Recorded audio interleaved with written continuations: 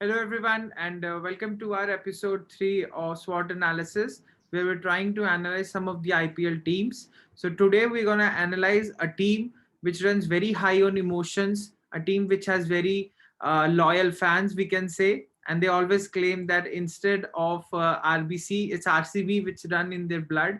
So, on that note, I would like to welcome all our panelists, Deep. We have Deep with us, who is a cricket analyst. Then we have Anuj, who is a video presenter. Then we have Afzal Bhai, who is a sub-editor in ESPN Cricinfo Hindi.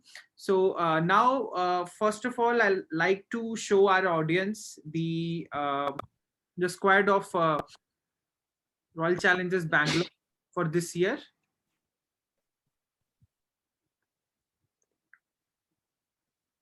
So this is the squad.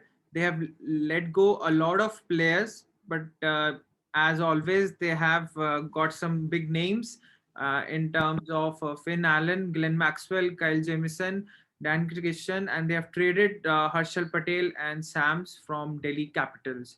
Coming to you, Afzal, first of all, looking at the squad, what do you think are the strengths of RCB this year? So first of all, thank you for having me here. Looking at the squad, I feel that there were a lot of gaps which were to be filled post the 2020 season, and now we have plugged in most of the gaps, not all the gaps. There are still issues that we have been facing for the past few years, and those issues are still continuing in this year as well. But I feel that this team is much better than the sides that we have had in say 2018 or 2019. We have much more balance to the side. We have a good managerial setup with experienced guys like Mike Hessen and Simon Katic leading the ranks. So I believe that this squad is much better than what RCB have had in the past few years. It's just that we need to execute it well on the field. Having best side on the paper is not important. You need to have the best side on the field in order to win titles. And I still believe that this side is not a title winning side, but this side definitely can finish in the top four or say the top two in the entire tournament. Yeah, I think it is really important for them to start well, because we have seen that they have matches in grounds like first three are in Chepauk, then they have in Mumbai, Ahmedabad, and Kolkata. So the last three cities, their batsmen can score runs, but as far as the Chepauk Stadium is concerned, I think they need to win the three matches there, and then they can start off with a good start. Because if they derail at the start of the tournament, we have seen in 2019 or 2018, I don't remember it clearly, where they lost 8 matches in the very start of the tournament. So it's very embarrassing as well as demotivating for the players as well. So coming to you, Deep, when we see this squad, one or two names, there are two names which always shine, and they try removing the limelight out of them, but still they remain their stars. I'm talking about Virat Kohli and AB de Villiers. Do you think this time Virat opening the innings, it will solve all the problems they had in the past?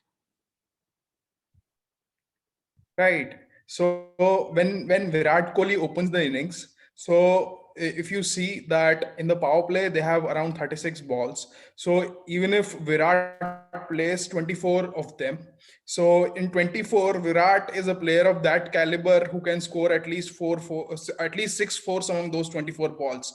So 6-4 means he's already on 24 in six balls.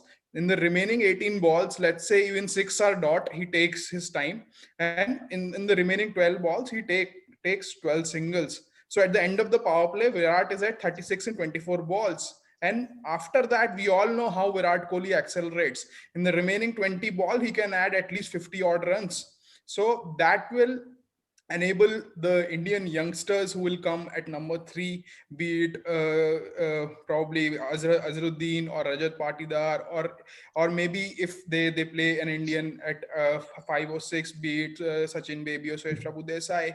So it will enable the youngsters to go and play their natural game, and they can also fit youngsters in between ABD Villiers and Maxwell, so there won't be that much additional pressure on Indian youngsters, and they'll be able to play more freely if Virat Kohli opens. So it is going to be a huge boost for Royal Challengers Bangalore. Yeah. So since Deep, you mentioned about Virat opening the innings, Anuj, I'm coming to you. How important it would be for someone like Devdutt, to give Virat that time, which actually was given by Rohit Sharma when they both were opening for India. So I'll also show the stats which you have of Devdutt. In the recently concluded Vijay Hazare Trophy, he scored 737 odd runs at a staggering average of 147. And the thing which most stands out it is 400s, and I think four of them back to back. So I think the way he has converted those 50s to 100 is something to look out for. So how important it is going to be, his strike rate and always his average as well. Absolutely, Saksham. I guess for Devdutt Padikkal, it's very important how you capitalize in the middle overs, because we have seen in the previous season that he was getting the starts, he was converting them into 50s or 60s or maybe 70s, but there was a time where the strike rate was the biggest issue for him. We have seen the same issue with Kings of Punjab with the likes of KL Rahul. So बहुत important रहेगा कि Devdutt Padikkal को जो start मिलती है उसको किस तरीके से कन्वर्ट करते हैं. Also I guess Virat Kohli उनके साथ ओपन करेंगे तो एक एक्सपीरियंस कैंपेनर आपके साथ है, कैप्टन जो है आपके साथ ओपनिंग कर रहा है, तो थोड़ा प्रेशर रिलीज हो जाता है क्योंकि विराट कोहली बहुत ज्यादा बैक करते हैं. हमने देखा था इंग्लैंड के खिलाफ सीरीज में ईशान किशन को बहुत अच्छा उन्होंने सपोर्ट किया, and we saw the results as well, whether it was Surya Kumar Yadav और ईशान किशन. सो देवदत्त पड्डीकल के लिए इंटरेस्टिंग ये भी रहने वाला है कि कोविड के बाद कैसे वो जो है अडेप्ट करते हैं, क्योंकि किसी भी एथलीट के लिए आसान नहीं होता है जब आप एक बीमारी के साथ आ रहे हैं, और आगे स्टार्टिंग के 1-2 मैचेस में वो शायद अवेलेबल भी ना रहे. तो इस बारी देखना इंटरेस्टिंग रहेगा कि किस तरीके से उनका गेम प्लान रहता है, किस तरीके से स्ट्राइक रेट को इंप्रूव करते हैं, स्पेशली इन मिडिल ओवर्स, क्योंकि जितने भी हमने ओपनर्स देखे हैं आईपीएल में, अगर वो स्टार्ट अच्छा करते तो एंड भी अच्छा करते हैं. डिकॉक आपके पास है, रोहित शर्मा के एग्जांपल है मुंबई की, अगर मैं बात करूं तो ऐसे कुछ प्लेयर्स हैं जिन्होंने स्टार्ट अच्छा किया है और कन्वर्ट भी अच्छा किया है. इस बारी पड्डीकल के लिए यही रहेगा कि स्ट्राइक रेट के साथ साथ किस तरीके से फिनिश करते हैं, क्योंकि डिविलियर्स आपके पास है, विराट कोहली आपके पास है, मैक्सवेल आपके पास है. यूथ के अगर हम बात करें मिक्सचर्स में, तो देवदत्त पड्डीकल इकलौता ऐसा नाम है जो कि शाइन करके आ रहा है, जो कि एक प्रूवन आपके पास एक एसेट है. तो आई गेस देवदत्त पड्डीकल के लिए बहुत अच्छा हो ये सीजन, और दरवाजे जो है बिल्कुल खटखटा रहे हो इंडियन टीम के भी लाइनअप में जाने के लिए, स्पॉट में जाने के लिए. So I am very much want के पड्डीकल जो है इस बार अच्छा करें आरसीबी के लिए. जी अफजल भाई, आप कुछ कहना चाह रहे थे?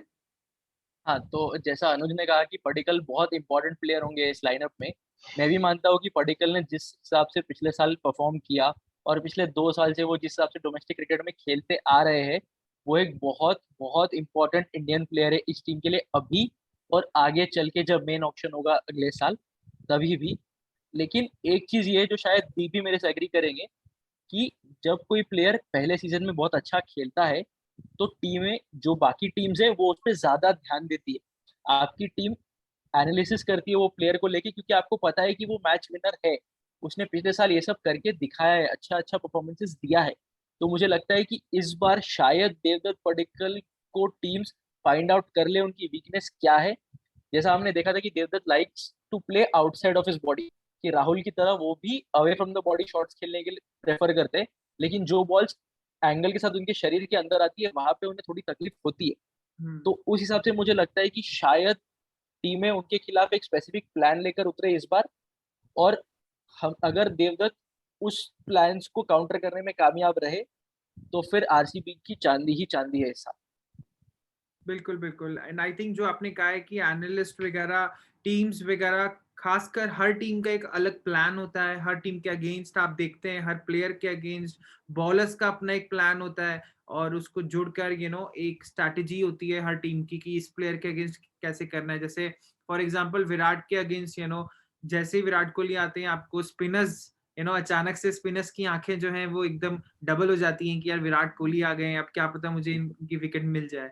सो उसी पे मैं आपसे बात करना चाहूंगा अफजल भाई, along with Virat and ABD all this players, I think जो और स्ट्रेंथ मुझे इस टीम के इस बार नजर आ रही है वो आ रही है इनके इंडियन प्लेयर्स। फॉर एग्जांपल मैं बात कर रहा हूँ इस वक्त वॉशिंगटन सुंदर, मैं बात कर रहा हूँ इस वक्त कोई ऐसे प्लेयर्स मोहम्मद सिराज, नवदीप सैनी, जो कि एक ऐसे स्क्वाड का हिस्सा थे ऑस्ट्रेलिया में जिन्होंने मतलब कुछ ऐसा किया जो शायद किसी ने भी इमेजिन नहीं किया था।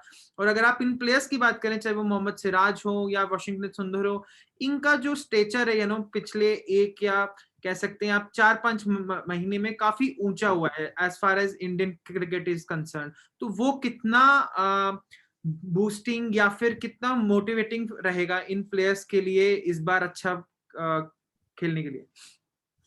तो आपने बहुत सही बात करी कि ये टीम है ना, एक इम्पॉसिबल सिचुएशन से एक पॉसिबल सिचुएशन तक पहुंची है, जहां पे हमें लग रहा था कि हम जो सीरीज में डाउन एंड आउट हो चुके थे, जहां हमारा कोई मौका नहीं बन सकता था, जहां पे लोगों ने प्रेडिक्ट किया था कि हम 0-4 हार के वापस आएंगे, वहां पे एक आधी अधूरी टीम के साथ, एक टूटी फूटी टीम के साथ, लिटरली इंजरीज के साथ जूझ रही टीम के साथ जो इन प्लेयर्स ने कर दिखाया है, वो दिखाता है कि इनकी मेंटालिटी कितनी स्ट्रांग है।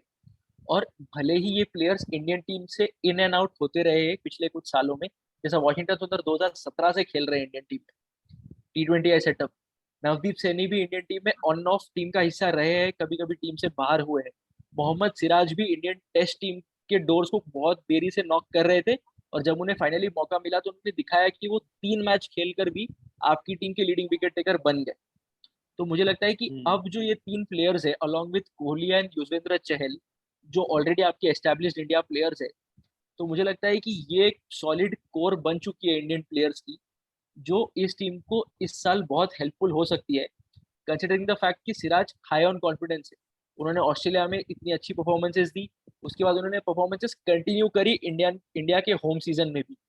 उसके बाद हमने देखा कि सैनी वहां पर अच्छा कर रहे थे, अनफॉर्चुनेटली उन्हें इंजरी हो गई और वो इंजरी के बाद कम बैक कर रहे हैं, बट आई थिंक कि वो एक बहुत बेटर शेप में लग रहे हैं अभी उनके फिजिक के हिसाब से, और उनकी फिटनेस काफी इम्प्रूव हुई है। और वॉशिंगटन सुंदर की अगर हम बात करें, तो पिछले साल भी आरसीबी ने वॉशिंगटन सुंदर को अप और बैटिंग ऑर्डर में ऊपर भेजने की ट्राई करी थी। या मुझे वो गेम बहुत साफ साफ याद है जब इन्होंने एबी डिविलियर्स को बहुत नीचे पुश किया था पंजाब किंग्स के अगेंस्ट, जी। और वॉशिंगटन सुंदर और शिवम दुबे ऊपर आए थे बैटिंग करने। वहां पे भी वॉशिंगटन सुंदर ने ट्राई किया था अपने शॉट्स खेलने की, पर उनकी बैटिंग पर उतना भरोसा ना उन्हें खुद को था और ना ही टीम मैनेजमेंट को। बट अब वॉशिंगटन ने जो कर दिखाया है टेस्ट अरीना में, 3 मैचेस खेले उन्होंने, उनके 350 है, उसमें 2 स्कोर्स 85 के प्लस प्लस स्कोर्स है उनके। अनफॉर्चुनेटली 100 नहीं हो पाया, वो एक मलाल रह गया हमारे दिल में। लेकिन जो उन्होंने बैटिंग अपनी इंप्रूव करी है ऑस्ट्रेलिया में और इंडिया में, वो दिखाता है कि वो एक प्रॉपर ऑलराउंडर बन चुके हैं अब, जो TNPL में वो करते थे, ओपन बैटिंग करते थे और आके 4 ओवर बॉलिंग करते थे। तो अब वॉशिंगटन सुंदर एक मच बेटर बैट्समैन भी है, और इस टीम में अगर आपको गेम्स फिनिश करने की बारी आती है और आपके पास सेव विराट कोहली या एबी डिविलियर्स या ग्लेन मैक्सवेल क्रीज पर मौजूद नहीं है, तो आप वॉशिंगटन सुंदर पे ये अब भरोसा कर सकते हैं कि वो आपके लिए काम कर देंगे। आई थिंक तो उस हिसाब से ये जो कोर है, ये कोर एक बहुत अच्छी कोर है, लेकिन जिस हिसाब से हर्षा ने कहा कि क्या ये कोर मैच विनिंग कोर है, आई डोंट थिंक सो। बिल्कुल बिल्कुल। एक जो बात आपने कही कि वॉशिंगटन सुंदर, शायद मेरे ख्याल से इफ मतलब IPL is a game where हर जगह आपको अनसर्टिनिटी मिलती है। हो सकता है कि वॉशिंगटन सुंदर विराट के साथ ओपन भी करें, बिकॉज अभी नहीं खेल रहे हैं देवदत्त पहले 1 या 2 मैचेस, और वॉशिंगटन सुंदर ऐसे प्लेयर है जो कि मैंने देखा ऑस्ट्रेलिया में, ऐसा नहीं है कि ही वो आकर कुछ ऐसे रैश शॉट्स खेल रहे थे। वो पूरे के पूरे क्रिकेटिंग शॉट्स से आप पूरा अपना बैट का फेस दिखाकर कवर्स के तरफ में स्टार्क को मार रहे हैं। तो आई थिंक हो सकता है कि वो शायद ओपन करे। और जो एक और बात आपने कही मोहम्मद सिराज की, आई थिंक 2017 में जब उन्हें हैदराबाद ने लिया था एंड 2018 में जब वो आरसीबी के लिए खेलने आए थे, तब मेरे ख्याल से जो असली हैं मेरे ख्याल से मोहम्मद अजहरुद्दीन है ना, वो जो हमारे इंडिया के प्लेयर है, उन्होंने ये चीज कहा था कि यार ये ऐसा प्लेयर है, इसको आप लोग व्हाइट बॉल खिला रहे हो, बट ये एक्चुअली में रेड बॉल प्लेयर है, ये रेड बॉल के साथ बहुत आपको मैचेस विन करा कर देगा।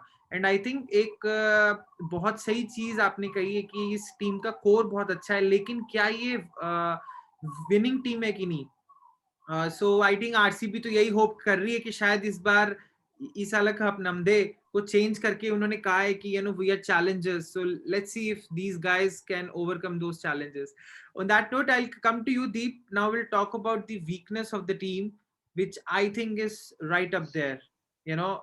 These are some of the economic rates of RCB for past 4 seasons. So if you are wondering why 2020 is not there, because हम इंडिया की बात कर रहे हैं. 2020 आपका यूएई में हुआ था.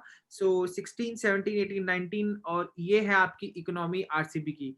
अब आरसीबी के फैंस ये कह सकते हैं कि यार सारे मैचेस हमारे आधे तो एक छोटे से ग्राउंड में होते हैं जो कि बहुत ही कह सकते हैं हेल फॉर बॉलर्स है, बट स्टिल आई थिंक ये नंबर्स वो जस्टिफाई नहीं करते हैं. आप कैसे देखते हैं नंबर्स को और क्या वीकनेस लगती है आपको? राइट.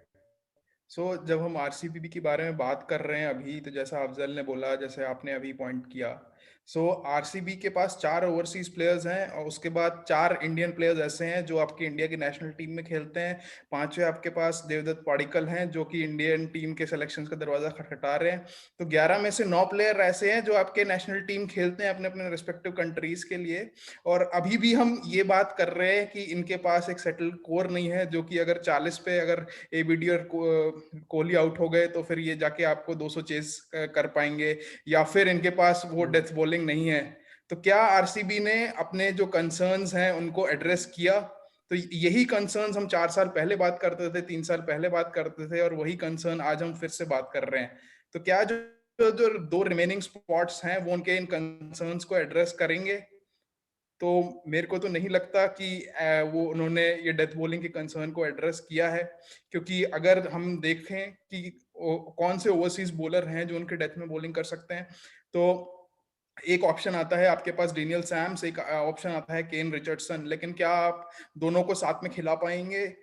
तो मेरे को तो नहीं लगता कि आप दोनों को साथ में खिला पाएंगे, क्योंकि आपने काइल जेमिसन में इतना इन्वेस्ट किया है, आपने डैन क्रिश्चियन में भी इतना इन्वेस्ट किया है. तो जो एक साइड से अगर अच्छी बॉलिंग होती भी है तो उनके लिए जो दूसरा साइड है वो उनके लिए वीक रहेगा. तो इनको आरसीबी को ये होप करना चाहिए कि जो चेन्नई के मैचेस हैं जहां पे एक्चुअली उनकी अपनी स्ट्रेंथ पे वो लोग खेलेंगे, उनका जो स्पिन अटैक है वो बहुत ही बेहतरीन है, तो वो अगर स्टार्टिंग अच्छी करते हैं, स्टार्टिंग के 3 गेम्स जो कि उनके मुंबई, हैदराबाद, कोलकाता के साथ हैं, तो फिर ये टीम आगे जो बैटिंग वाली पिचेस हैं उनमें इनके बॉलर्स भी कॉन्फिडेंस लेके जाएंगे और टीम भी आगे जाएगी. बिल्कुल. और जो आपने बात करी सबसे इम्पोर्टेंट कि इस टीम में जो 4 ओवरसीज हैं उसमें से 2 प्लेयर्स तो हर मैच खेलेंगे, हम ऐसा मान के हो ही सकता है कि एबी डिविलियर्स और ग्लेन मैक्सवेल ये तो आपके खेलेंगे. अब उसके बाद में आपको ये देखना है कि क्या आपको एक ऑलराउंडर चाहिए कि आपको 2 फुल टाइम बॉलर्स चाहिए. बिकॉज अगर आप ऑलराउंडर चाहते हैं तो आपको डैनियल वो चाहिए कि वो खेलें, और अगर आपको वो नहीं चाहिए देन आपको ये डिसाइड करना है कि आप सैम्स को खिलाएंगे, कि आप जेमिसन को खिलाएंगे, कि आप केन रिचर्डसन को खिलाएंगे. सो ये आई थिंक एक हेडेक तो है. तो उसी पे मैं आपके पास आना चाहूंगा अनुज. मैंने बात करी कि डैनियल क्रिश्चियन की हमने यहाँ पे बात करी है कि वो खेलेंगे कि नहीं खेलेंगे. सो आई थिंक इस टीम को अगर आप देखेंगे, मैंने पहले भी मेंशन किया था कि जो 5, 6 और 7 है आपके पास, ऊपर से विराट कोहली करेंगे, फिर हो सकता है देवदत्त करेंगे, फिर आपके पास में मोहम्मद अजहर आ सकते हैं, एबी डिविलियर्स हैं, ग्लेन मैक्सवेल हैं, लेकिन उसके बाद में आपके पास सुंदर है. बट हमको ये चीज अच्छे से पता है कि 6th पे आके वॉशिंगटन सुंदर वैसे प्लेयर नहीं कि जो आपको आके एक 8 बॉल पे 20 मार सकते हैं, या फिर है ना 10 बॉल पे आपको 20 मार के देंगे. तो वैसे केस में ऐसा प्लेयर डैनियल क्रिश्चियन कितना इंपॉर्टेंट रहेगा आरसीबी के लिए, और कितना वीक स्पॉट है ये आरसीबी का इस बार भी, क्योंकि 5, 6, 7 पे मेरे ख्याल से मुझे ऐसा लगता है टीम स्टिल थोड़ा सा यहाँ पर जो है वो फ्लक्चुएट कर रही है. देखिए, डैनियल क्रिश्चियन की आपने बात करी, मैं उनसे पहले काइल जेमिसन को देखना चाहूंगा, क्योंकि उनपे तो इतना बड़ा तो वूपिंग प्राइस इन्वेस्ट किया गया है. आई गेस विराट कोहली ने जब न्यूजीलैंड का टूर किया था तो उन्होंने देखा था कि जेमिसन में जो हमने देखा था 50 उन्होंने मारी थी टेस्ट मैच में. आई गेस वहीं से एक एक इमेज, एक इंप्रेशन आया था कि ये प्लेयर जो है ऑलराउंड कैपेबिलिटी के साथ साथ एक बहुत अच्छा यूटिलाइज कर सकते हैं हम इसको T20 के फॉर्मेट में। लेकिन ये देखना बड़ा इंटरेस्टिंग रहेगा कि वो यहाँ पे कैसे बॉलिंग करते हैं, इंडियन कंडीशंस में कैसे बॉलिंग करते हैं, क्योंकि हमने बहुत बार ऐसा देखा है कि बाहर जो है जब सी विंग और स्विंग पिचेस मिलती हैं तो उसमें तो बहुत शानदार गेंदबाजी हमको फॉरेन प्लेयर्स के द्वारा देखने को मिलती है, लेकिन जैसे ही वो इंडिया की पाटा विकेट्स पे आते हैं तो कहीं ना कहीं जो बाउंस, जो लीथल जो हमको उनमें नजर आती है स्विंग और सीम की अगर हम बात करें तो वो कहीं ना कहीं मिस करते हैं हम उस चीज को। तो डैनियल क्रिस्टियन की अगर आपने, मैं स्पेसिफिकली उस पर जाऊं तो एक्सपीरियंस बहुत बड़ा आई गेस रोल प्ले करता है डैनियल क्रिस्टियन के साथ। पूरे दुनिया भर में जितनी भी लीग होते हैं वो खेलते हैं, वो चाहे वो CPL हो, BBL हो, इंग्लैंड में जो इंग्लिश प्रीमियर लीग होती है वो हो, तो आई गेस एक्सपीरियंस एक तो टीम के साथ लेके आ रहे हैं, ऑलराउंड कैपेबिलिटी तो है ही। अब ये बड़ा इंटरेस्टिंग रहेगा कि जो कोच है और जो मैनेजमेंट है, विराट कोहली को मैं इंक्लूड करूंगा उसमें, कि वो कितना बैक करते हैं क्रिस्टियन को। अगर मान लीजिए एक दो मैचेस में अगर वो नहीं चलते हैं तो आई गेस फिर भी उनको एक लॉन्ग रन देना चाहिए, क्योंकि वो ऐसे प्लेयर हैं जो कि ऑस्ट्रेलिया को रिप्रेजेंट कर चुके हैं और एक, जैसे कि मैंने बताया, तजुर्बा उनके साथ है। तो आई गेस उनको अगर आप लॉन्ग रन देंगे, उन पर बिलीव दिखाएंगे। आई थिंक RCB जहां सबसे ज्यादा मात खाता है वो एक बैक करने को, जब हम बात करते हैं किसी प्लेयर को तो वहीं पे मात खाते आए हैं, जो एक सबसे बड़ा इशू स्टेबिलिटी को लेकर रहा है। तो आई गेस इस बारी जो कोर इनके पास है, जैसे दीप ने, अफजल ने बताया, उसका utilization, maximum utilization of resources की हम बात करते हैं, तो वो इस सीजन में मैं देखना चाहूंगा कि तरीके से हो। पिछले 2-3 सीजन बहुत डिसअपॉइंटिंग रहे हैं। पिछले साल हम टॉप 4 में पहुंचे, लेकिन हमको पता है कि कैसे गिरते पड़ते जो है लास्ट मोमेंट में पहुंचे हैं। मतलब एक तरीके से अगर आप देखिए तो वो दिल्ली कैपिटल से जो मैच हारे थे फिर भी वो क्वालिफाई कर गए थे because of the net run rate issue जो भी था। तो डैनियल क्रिस्टियन, जैसे कि मैंने बताया, एक्सपीरियंस कैंपेनर है। It's about the banking from the management, how जो है वो किस तरीके से उनको बैक करते हैं और एक long run they. I believe के डैनियल क्रिस्टियन बहुत अच्छे एक एसेट साबित हो सकते हैं load on the order, specially for RCB this year. बिल्कुल, और डैनियल क्रिस्टियन ने बिग बैश लीग में भी काफी अच्छा किया था, चाहे वो बैटिंग हो चाहे वो बॉलिंग हो। इनफैक्ट एक चीज जो स्टैंड आउट की थी कि बॉलिंग में मुझे याद है उन्होंने अराउंड द विकेट आके सीधा पैर पे ही यॉर्कर किया था, और उस वजह से मेरे जी। ख्याल से बहुत सारे प्लेयर्स थे। हाउएवर वहां पर क्या होता है कि आपके पास DRS नहीं होता है, तो बहुत सारे प्लेयर्स आउट भी हुए थे जो कि आउट थे ही नहीं एक्चुअली में, क्योंकि आउटसाइड लेग था, बट स्टिल काफी अच्छी उन्होंने की थी बॉलिंग। और अफजल भाई, इसी पे मैं वीकनेस पे एक और बात जो आपको भी इसके साथ एग्री करेंगे, वो है run rate between in the middle overs for RCB। ये है आपका 20 to 20 का स्टैट है, 7 to 15 ओवर्स में, और ये टीम है फ्रॉम ऊपर से के नीचे तक, और आप देखेंगे सबसे नीचे RCB है। और एक पॉइंट जो मुझे लगता है इस टीम में वो यही था कि अगर विराट हैं, अगर आपके AB डिविलियर्स हैं, वो ये ट्राई करते हैं कि हम अपनी विकेट ना दें, एंड लास्ट मोमेंट तक 16 to 20 ओवर्स तक गेम को लेके जाएं, और वहां पे हम इसका जो है फायर करें। तो एक्चुअली अगर आप देखो कि जो स्लोएस्ट अप्रोच बोला गया है कि विराट और ABD इतना स्लो खेल रहे थे पिछले साल, उसका बहुत बड़ा रीजन क्या था? उसका रीजन ये था कि आपके पास एक solid lower down the order finishers नहीं थे। आपके पास जो ऑप्शंस थे वो ऑप्शंस आपके लिए खरे उतर नहीं रहे थे। आपके पास शिवम दुबे थे, शिवम दुबे पे आपने इतना इन्वेस्ट किया, उन्होंने इंडिया को भी रिप्रेजेंट किया, पर वहां पे भी उनके परफॉर्मेंसेस कुछ खास नहीं थे। और उसी के चलते मुझे लगता है कि जब कोहली और एबी डिविलियर्स को पता चल गया कि आपके पास नीचे गेम को फिनिश करने के लिए फायर पावर नहीं बची है, तो ज्यादा रिस्पॉन्सिबिलिटी AB और विराट कोहली के शोल्डर्स पे आ गई। और इसी की वजह से उन्हें अपनी विकेट को संभाल कर एक कंजर्वेटिव अप्रोच अपनाना पड़ा, जिसका रिजल्ट हम देख रहे हैं कि रन रेट आपका बीच के ओवरों में 6.5, मतलब 7 से भी कम के रन रेट से आपने बैटिंग करी। तो ये दिखाता है कि आपकी टीम में फायर पावर की कमी थी, और आप उस गैप को फिल करने के चक्कर में आपने मिडिल ओवर्स को कैपिटलाइज नहीं किया। बट अब आप देखिए कि अब उन्होंने पिछले साल से इस साल में इम्प्रूवमेंट क्या की। आपने आपकी फिनिशिंग को आपने सुधारा है, आपने एक फिनिशर के तौर पे एक एक्सपीरियंस कैंपेनर डैनियल क्रिस्टियन को लेकर आए हैं आप आपकी टीम में। उसके साथ साथ आपने और क्या किया है, आपने ग्लेन मैक्सवेल को नंबर 5 पे लाया है, जो एक्स फैक्टर प्लेयर है, जो मिडिल ओवर्स में अगर आपको कैपिटलाइज करना पड़े तो ग्लेन मैक्सवेल से अच्छा कोई प्लेयर नहीं है जो गैप्स का बहुत अच्छा इस्तेमाल करता है। उनके पास all around the ground shots है। AB डिविलियर्स की तरह वो भी एक 360 डिग्री प्लेयर है, आपको रिवर्स स्वीप देखने मिलेगी ग्लेन मैक्सवेल से, वो रिवर्स लैप कर देंगे फास्ट बॉलर को ऋषभ पंत की तरह। तो ग्लेन मैक्सवेल एक एक्स फैक्टर खिलाड़ी है। तो मुझे लगता है कि अब जब उन्होंने अपने मिडिल ऑर्डर को और अपने लोअर मिडिल ऑर्डर को खासकर एक स्ट्रेंथन कर दिया है, तो अब शायद इस साल आरसीबी का जो ये स्टैटिस्टिक आपको अभी आपकी स्क्रीन पे दिख रहा है कि आपका रन रेट सबसे लोएस्ट था, तो आपका रन रेट टॉप 4 टीम्स में आ जाएगा, क्योंकि आपने आपके जो गैप्स थे उसे प्रॉपर एक्सपीरियंस प्लेयर के साथ फिल कर दिया है। I think to conclude that, I think all RCB fans would be hoping कि जो ग्लेन मैक्सवेल हैं उनका खून खोले, है ना, बिकॉज एज कि आप जानते हैं हिंदी मूवी का एक डायलॉग भी है कि तेरा खून कब खोलेगा रे मैक्सवेल। तो है ना, ये चीज कह सकते हैं सारे फैंस कि आपका खून खोले, बिकॉज विद ग्लेन मैक्सवेल यहाँ पे होप है। अब आप ये चीज के लिए सर्टेन नहीं है कि ग्लेन मैक्सवेल आएंगे और इस बार अच्छा खेलेंगे यार, लेकिन क्योंकि इनके साथ होप है कि चलो इस बार तो कम से कम इनका खून खोलेगा। सो let's see how it goes. उसी पे मैं अब अपने अगले सेगमेंट पे हम आने चाहेंगे, विच इज अपॉर्चुनिटीज। सो दीप, आपको इन जितनी भी टीम दिख रही है यहाँ पे आपके सामने, क्या लगता है किन प्लेयर्स के लिए बहुत बड़ी अपॉर्चुनिटी होने वाली है इस आईपीएल में?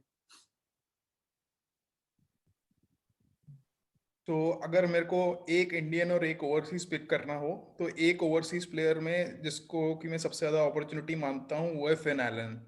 क्योंकि हमें नहीं पता कि मैक्सवेल का सीजन कैसा जाने वाला है, और अगर मैक्सवेल का सीजन अच्छा नहीं जाता टुवर्ड्स द बैक एंड, तो हमें फिन एलन देखने को मिल सकते हैं, क्योंकि फिन एलन के अलावा इनके पास कोई और ओवरसीज बैट्समैन का ऑप्शन नहीं है।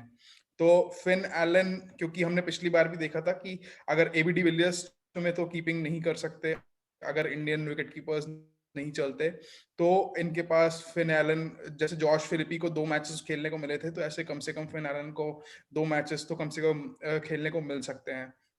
और अगर इंडियन प्लेयर्स की बात करें, तो जो प्लेयर के पास सबसे ज्यादा अपॉर्चुनिटी है, तो मैं 2 प्लेयरों के नाम लेना चाहूंगा। एक है हर्षल पटेल, जिनको कि बहुत ही अंडर एस्टिमेट किया जा रहा है। हर्षल पटेल आरसीबी के लिए पहले भी खेल चुके हैं, और हर्षल पटेल आरसीबी के लिए एक बहुत ही इंपॉर्टेंट प्लेयर रहने वाले हैं, क्योंकि हर्षल पटेल आपके एक ऐसे प्लेयर हैं जो कि नीचे आके बैटिंग कर सकते हैं, लंबी हिटें मार सकते हैं, और विराट कोहली को ऐसे प्लेयर्स पसंद हैं जो कि यूटिलिटी प्लेयर्स हैं, जो कि 2-3 ओवर भी दे सकते हैं और थोड़ी बहुत बैटिंग भी कर सकते हैं। और साथ में एक और नाम आता है, वो है शहबाज अहमद, क्योंकि इस बार आरसीबी को मैचेस चिन्नास्वामी में नहीं खेलने, उन्हें 3 मैचेस चेन्नई में खेलने हैं, 4 मैचेस अहमदाबाद में खेलने हैं, तो 7 मैच आपको ऐसे ऐसे पिचेस पे खेलने हैं जहां पे आपके शायद वॉशिंगटन सुंदर, युजवेंद्र चहल के अलावा एक और स्पिनर आपको देखने को मिल सकता है। तो अगर आप एडम जैम्पा की तरफ जाते हैं, तो एक ओवरसीज स्पॉट उधर ऑक्यूपाई हो जाता है, तो आपका फिर से वही डेथ बॉलिंग का इश्यू आ जाएगा।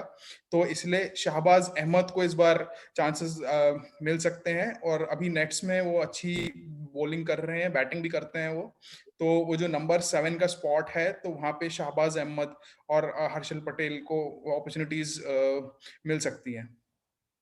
तो उसी नोट पे अनुज, मैं आपके साथ बात करना चाहूंगा, एक नाम और मैं ऐड करना चाहूंगा, वो है नवदीप सैनी का। अल्दो नवदीप जी। सैनी स्क्वाड के साथ में थे, चाहे वो इंडियन स्क्वाड हो, है ना, बट स्टिल वो एकदम फ्लैट थे। उन्होंने, चाहे अगर आप T20 की हम बात करें, तो T20 में उन्होंने बहुत रन्स खाए थे, ओडीआई में भी उन्होंने काफी रन्स खाए थे, एंड उसके बाद में उन्होंने ऑस्ट्रेलिया में खेला, बट उसमें भी मुझे याद है उनकी जो पहले के 2 से 3 ओवर होते थे, वो उनको सेटल होने में वहां पे थे, और काफी फोर्स एंड उनके जो इकोनॉमी रेट था, ऑल्दो उन्होंने विकेट्स ली थी, मुझे याद है उन्होंने जो डेब्यूटेंट थे ऑस्ट्रेलिया के, उन्होंने उनकी भी ली थी विकेट, एंड उसके बाद में काफी अच्छी अच्छी विकेट्स ली थी, बट स्टिल मुझे ऐसा लगता है कि अभी भी सैनी के पास में एक मौका है इस बार अपनी टीम को, अपनी जगह को सीमेंट करने का T20 टीम में।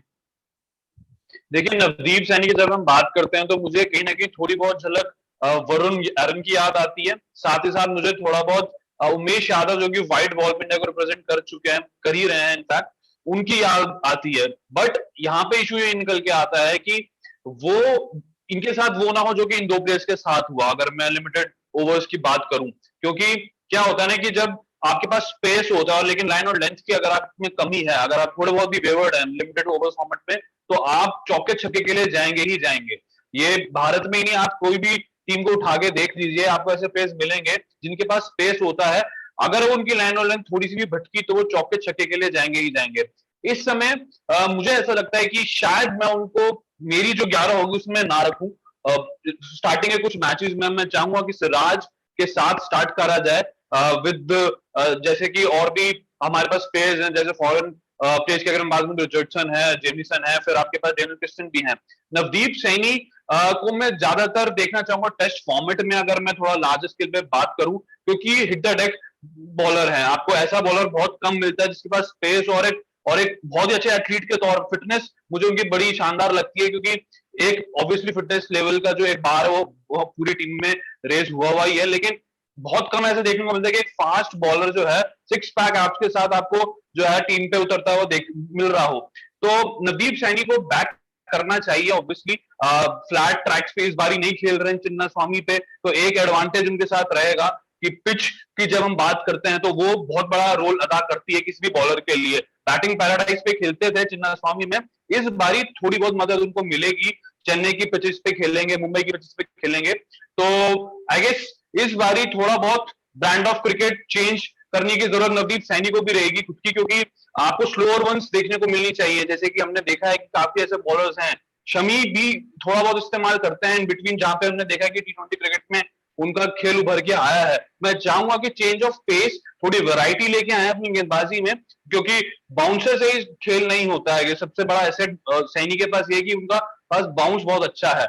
इस बारी थोड़ा वेरिएशंस लेके आए, मिडिल ओवर्स में हमको देखने को मिले, डेथ ओवर्स में जितना अच्छा गेंदबाजी करेंगे आरसीबी को ऑब्वियसली बहुत एडवांटेज होने वाला है। साथ ही साथ सिराज हैं, दो इंडियन पेसर जो कि इंडिया को रिप्रेजेंट करते हैं, इससे बेहतर बात नहीं हो सकती। आरसीबी के पास दो वर्ल्ड क्लास बॉलर्स हैं। Now it's up to the management and most importantly to Navdeep Saini की वो किस तरीके से इस सीजन में परफॉर्म करते हैं।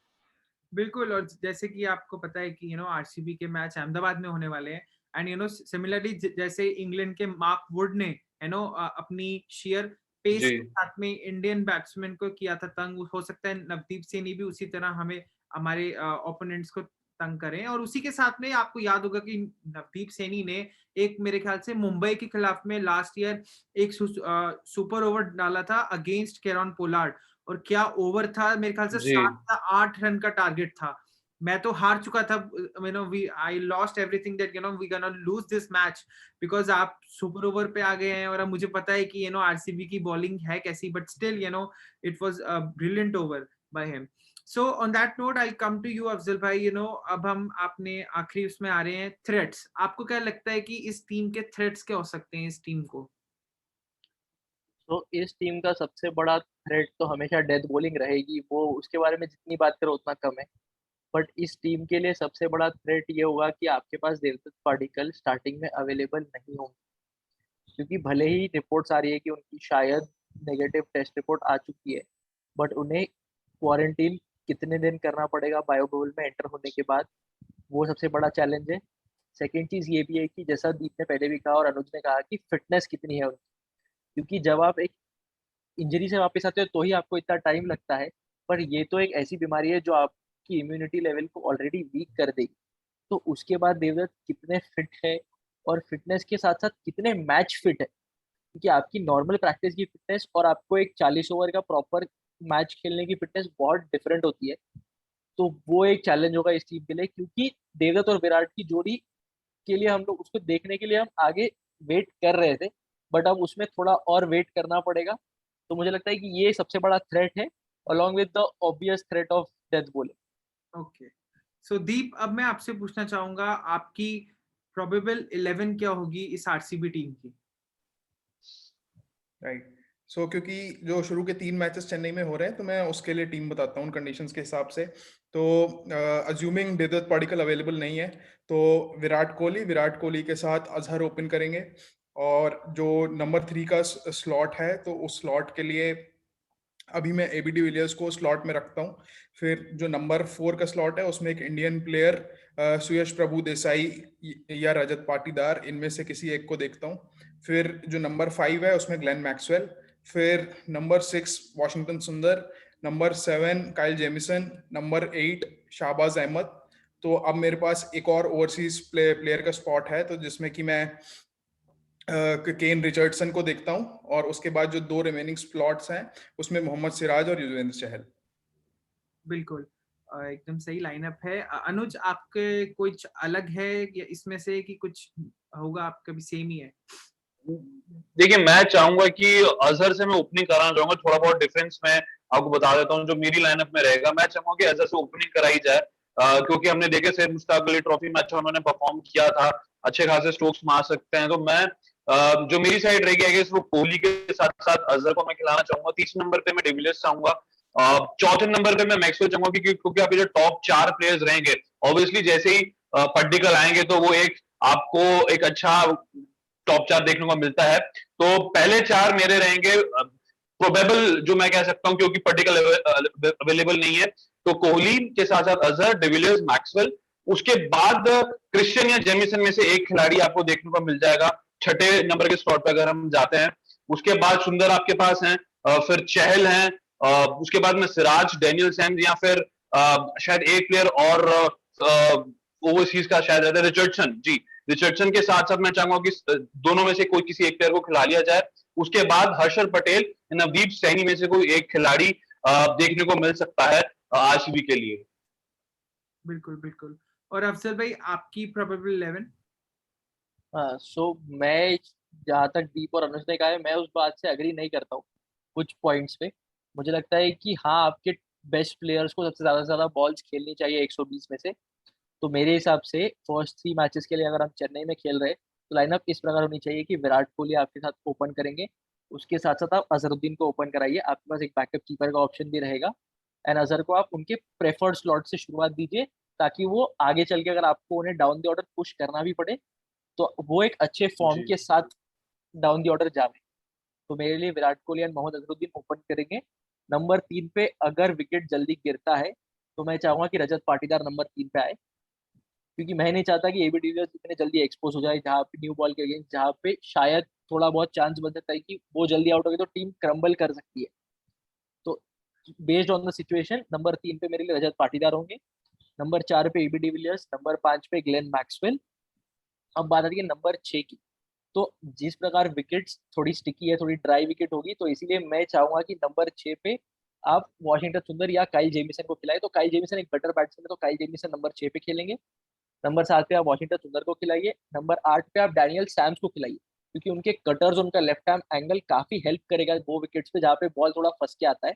बिल्कुल। उसके बाद आपके जो 3 जी बॉलर्स बचते हैं वहां पे, एक तो आपके चहल श्योर शॉट स्टार्टर है, उसके बाद आप न्यू बॉल से बॉलिंग करने के लिए मोहम्मद सिराज को देखेंगे, और साथ साथ अगर आपको स्पिनर ऑप्शन चाहिए तीसरा, तो आप शाहबाज अहमद को खिलाइए। अगर आपको ऐसा है कि आपके पास ऑलरेडी कटर्स डालने के लिए डैनियल सैम्स है, तो आप ये देखिए कि आप शायद अगर आपको बैटिंग लाइनअप थोड़ी इंप्रूव करनी है तो आप डैनियल क्रिस्टियन को खिला दीजिए। ठीक। बट मुझे नहीं लगता कि केन रिचर्डसन स्टार्टिंग में शुरुआत करेंगे इसकी। So thank you. On that note, I will like to thank each one of you, for taking out time from your busy schedules. I'm really happy to, hosting you all. And let's hope that RCB at least gets their maiden title this time around. So on that note, guys, please subscribe Cricket Lads. Thank you and have a nice day. Thank you.